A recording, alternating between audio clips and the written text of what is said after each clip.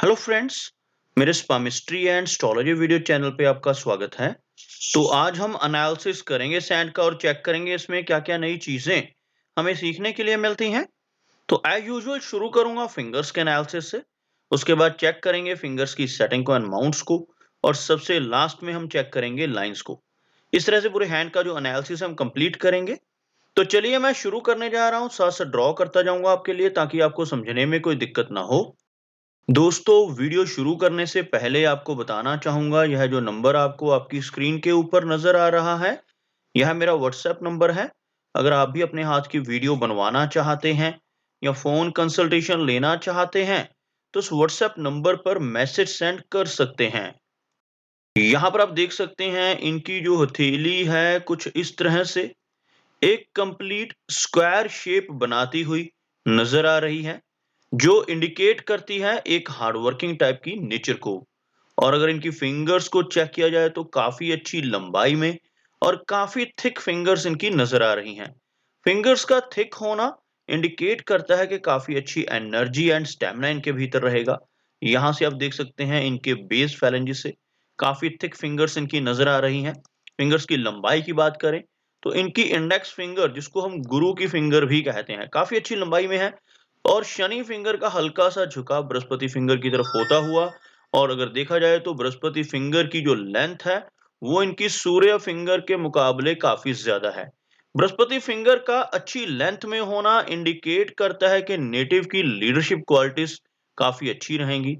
ऐसे व्यक्ति नॉलेजेबल होते हैं और दूसरों को राह दिखाने का काम कर सकते हैं। काफ़ी अच्छे लीडर ऐसे व्यक्ति हो सकते हैं। उसी के साथ-साथ बृहस्पति फिंगर का स्ट्रॉन्ग होना नेटिव को बहुत अच्छी नॉलेज भी देता है। ऐसे नेटिव स्पिरिचुअल माइंडेड होते हैं, धर्म कर्म के काम करने वाले होते हैं।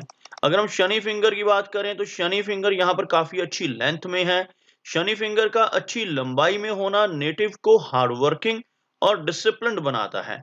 ऐसे व्यक्ति अनुशासन प्रिय होते हैं, न्याय प्रिय होते हैं और मेहनत करने वाले होते हैं, और अपनी इन्हीं क्वालिटीज़ की वजह से काफ़ी अच्छी तरक्की कर पाने में भी कामयाब रहते हैं। अगर हम इनकी सूर्य फिंगर को देखें तो मीडियम साइज़ में यह फिंगर नज़र आ रही है, हल्का-सा झुकाव शनि फिंगर की तरफ होता हुआ, इस वजह से थोड़ी वैराग्य की भावना इनके भीतर रह सकती है। लेकिन ओवरऑल सूर्य फिंगर लंबाई में कम नहीं है, मीडियम साइज़ की लेंथ है इस फिंगर की, जिस वजह से अच्छा सोशल सर्कल बना पाने में ऐसे नेटिव कामयाब रहते हैं। काफ़ी अच्छी क्रिएटिव और आर्टिस्टिक क्वालिटीज़ भी ऐसे व्यक्ति के भीतर रहती हैं। मरकरी फिंगर को देखा जाए तो मरकरी फिंगर यहाँ पर थोड़ी शॉर्ट होती नजर आ रही है। सूर्य फिंगर का जो टॉप फैलेंज है उससे थोड़ी नीचे रहती हुई, इस वजह से कम्युनिकेशन स्किल्स में थोड़ी वीकनेस इनको फील हो सकती है। थोड़ी शाई टाइप की नेचर रहने की संभावनाएं ऐसे व्यक्ति की देखी जा सकती हैं। ओवरऑल देखा जाए तो फिंगर्स के बीच में ज्यादा गैप्स नहीं है, लेकिन यहाँ पर आपको काफी क्लियर गैप नजर आएगा, और इन दोनों फिंगर्स में भी काफी क्लियर गैप आप देख पाएंगे। इस तरह के गैप्स का होना नेटिव को इंडिपेंडेंट टाइप का स्वभाव देता है। ऐसे व्यक्ति की नेचर भी थोड़ी सी जिद्दी रह सकती है। जिस काम को करने की मन में ठान लें ऐसे व्यक्ति, तो उस काम को पूरा कर कर ही दम लेते हैं। इस तरह का स्वभाव या फिंगर्स के बनने वाले गैप्स नेटिव को देते हैं। और खास तौर पर देखा जाए तो इन फिंगर्स में बिल्कुल भी गैप नहीं है, जिसकी वजह से मनी मैनेजमेंट बेहतर रहेगी। अगर सभी फिंगर्स में इस तरह के गैप हो जाएं जैसा गैप यहाँ पर है, तो नेटिव की मनी मैनेजमेंट भी गड़बड़ा सकती है। तो यहाँ पर इन फिंगर्स में गैप्स का ना होना इनके लिए अच्छा रहने वाला है। चलिए आगे बढ़ते हैं और चेक करते हैं इनके सभी माउंट्स को। उसके बाद हम चेक करेंगे इनकी सभी रेखाओं को भी। तो यहाँ पर अगर मैं एक लाइन ड्रॉ करता हूं तो कुछ इस तरह की एक रेखा बनकर सामने आ रही है, जिसमें आप देखेंगे इनका सूर्य पर्वत और शनि पर्वत काफी हाई सेट हैं, और बृहस्पति जो है हल्का सा लो सेट होता हुआ, और उसी के साथ साथ मरकरी माउंट भी हल्का सा लो सेट होता हुआ यहाँ पर नजर आ रहा है। इन माउंट्स का लो सेट होना इंडिकेट करता है, जैसे मरकरी माउंट अगर लो सेट हो जाए तो नेटिव का स्वभाव थोड़ा सा शाई रह सकता है, कम्युनिकेशन स्किल्स में थोड़ी वीकनेस ऐसे व्यक्ति फील कर सकते हैं। और अगर बृहस्पति माउंट वीक हो जाए तो नेटिव को प्रवास करना पड़ सकता है। ऐसे व्यक्ति को कई बार अपनी जॉब के सिलसिले में या अपनी स्टडीज के सिलसिले में घर से दूर रहना पड़ सकता है। फैमिली की तरफ से मिलने वाले सुखों में थोड़ी कमी ऐसे व्यक्ति महसूस कर सकते हैं। और अगर देखा जाए इनके मरकरी माउंट को लो सेट होने के बावजूद यह माउंट उभरा हुआ है, जो यहाँ पर इन्हें काफ़ी हेल्प करने वाला। इस एरिया को अगर आप देखोगे, तो ये आपको ऊपर की तरफ उठा हुआ नज़र आएगा और इस माउंट के ऊपर आपको खड़ी रेखाएँ नज़र आ रही होंगी। कुछ इस तरह की खड़ी रेखाएँ जो लगभग 4 से 5 खड़ी रेखाएँ इनके बुद्ध पर्वत के ऊपर बिल्कुल क्लियरली नज़र आ रही हैं।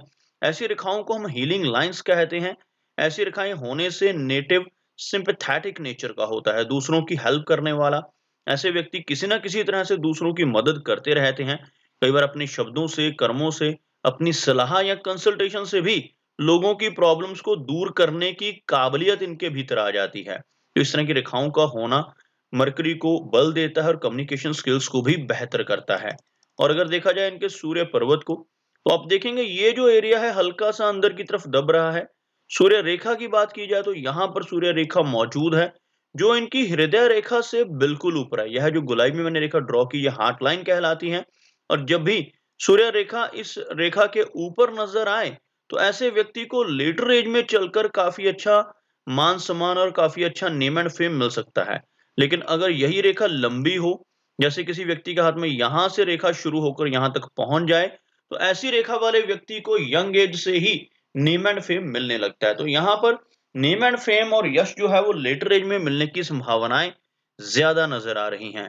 और अगर हम बात करें इनके शनि पर्वत की, तो यह एरिया मुझे अंदर की तरफ दबता हुआ नज़र आ रहा है, लेकिन एक बहुत अच्छी शनि रेखा इनके हाथ में मौजूद है। आप देख सकते हैं, इनके हाथ में जो भाग्य रेखा जिसको हम शनि रेखा भी कहते हैं, वो यहाँ से नीचे से शुरू हो रही है और एक लंबी शनि रेखा जो लगभग इस एरिया तक पहुँचती हुई नज़र आ रही है। उसके बाद यह रेखा कुछ इस तरह से थोड़ी ओवरलैपिंग के साथ ऊपर की तरफ बढ़ती हुई, इस तरह की शनि रेखा का होना नेटिव की लाइफ को कंफर्टेबल बनाता है। लेकिन शनि पर्वत का दबना दर्शाता है कि ऐसे व्यक्ति को अपने जीवन में काफ़ी मेहनत करनी पड़ेगी, काफ़ी स्ट्रगल भी लाइफ में रहेगी, तभी ऐसा व्यक्ति अपनी लाइफ में सब चीज़ों को गेन कर पाएगा। क्योंकि यहाँ पर अगर यह माउंट भी उभरा हुआ हो और जिस तरह की रेखा इनके हाथ में यह नज़र आ रही है, यह रेखा भी हाथ में मौजूद हो, तब व्यक्ति को ज़्यादा मेहनत करने की ज़रूरत नहीं पड़ती। उस केस में व्यक्ति को बिना मेहनत के भी भाग्य का साथ मिलता रहता है। लेकिन जब यह माउंट दब जाए तो व्यक्ति को मेहनत के ज़रिए धन हासिल होता है और मेहनत के ज़रिए लाइफ़ की सारी चीज़ें मिल जाती हैं। तो यहाँ पर इस रेखा का होना बहुत अच्छा रहेगा, लेकिन लाइफ़ में अप्स एंड डाउन्स भी इनको फेस करने पड़ेंगे, जिसकी वजह इनकी फेट लाइन पर इस तरह की रेखाएँ जो काट रही हैं, वो भी नज़र आ रही हैं। इनकी वजह से काफ़ी अप्स एंड डाउन्स और स्ट्रेस भी लाइफ़ में सहन करना पड़ता है। अगर हम बात करें इनके गुरु पर्वत की, तो आप देखोगे इनका जो बृहस्पति का एरिया है कि बेशक काफ़ी अच्छा एरिया इस माउंट को मिल पा रहा है, लेकिन यह माउंट भी बिल्कुल फ्लैट नज़र आ रहा है, जिसकी वजह से परिवार की तरफ से मिलने वाले सुखों में थोड़ी कमी ऐसा व्यक्ति फ़ील कर सकता है। और यह जो रेखा आप देख सकते हैं, ऐसी आड़ी रेखाएँ, इन्हें हम सिम्पैथी की रेखाएँ कहते हैं। ऐसी रेखाएँ होने से मल्टीपल सोर्सेज़ ऑफ इनकम रहने की संभावना भी रहती है। ऐसे व्यक्ति काफ़ी धार्मिक प्रवृत्ति के होते हैं, सिम्पैथेटिक होते हैं, इनके हाथ पर इस तरह की आड़ी रेखाएँ गुरु पर्वत के ऊपर मौजूद हों। चलिए आगे बढ़ते हैं और देखते हैं इनकी मेजर लाइन्स को। तो आप यहाँ पर देखेंगे इनकी जो हार्ट लाइन है, काफ़ी अच्छे कर्व में नज़र आ रही है और हार्ट लाइन के अंत में एक बहुत अच्छा विष्णु सिंबल बनता हुआ भी नज़र आ रहा है। यह रेखा कुछ इस तरह से ऊपर की तरफ मुड़ती हुई, आप देखेंगे इस रेखा को यहाँ से ऊपर की तरफ मुड़ती हुई और इसमें से एक ब्रांच इस तरह से निकल कर एक वी सिंबल बनाती हुई नज़र आ रही है। इस तरह के चिन्ह को विष्णु सिंबल कहते हैं। और जिन लोगों के हाथ पर यह चिन्ह होता है, ऐसे व्यक्ति काफ़ी अच्छी तरक्की करते हैं। लेकिन अगर ऐसा व्यक्ति गलत रास्ते पर चलकर बेईमानी से धन कमाने की कोशिश करे, तब लाइफ में बहुत सारी दिक्कतें आने की संभावना भी बढ़ जाती है। और ओवरऑल इनकी जो हार्ट लाइन है, इस पर आपको छोटी-छोटी रेखाएँ नीचे की तरफ चलती हुई भी नज़र आ रही होंगी। ऐसी रेखाओं को हम स्ट्रेस की लाइन्स कहते हैं, इमोशनल सेटबैक्स की लाइन्स कहते हैं। ऐसी रेखाएँ अगर हार्ट लाइन पर मौजूद हों, तो व्यक्ति को उन्हीं लोगों से धोखा मिल सकता है जिनके ऊपर बहुत ज़्यादा ऐसा व्यक्ति ट्रस्ट करता हो। तो यहाँ पर इमोशनल सेटबैक्स मिलने की संभावनाएँ और यहाँ पर हार्ट लाइन में कुछ ज़्यादा दिक्कतें नहीं है, यहाँ पर आकर थोड़ी-सी वीकनेस होती हुई जिस वजह से लेटर एज में चलकर थोड़ी-सी ब्लड प्रेशर जैसी प्रॉब्लम्स हो सकती हैं, ओवरऑल हार्ट की हेल्थ अच्छी रहने वाली है। और अगर हम इनकी माइंड लाइन को देखें तो आप देखोगे बिल्कुल स्ट्रेट और लंबी माइंड की लाइन नज़र आ रही है। इस तरह की मस्तिष्क रेखा का होना बहुत अच्छा माना जाता है। ऐसे व्यक्ति की मेमोरी काफ़ी अच्छी रहती है और ऐसे व्यक्ति काफ़ी प्रैक्टिकल होते हैं जिनकी माइंड की लाइन बिल्कुल स्ट्रेट हो।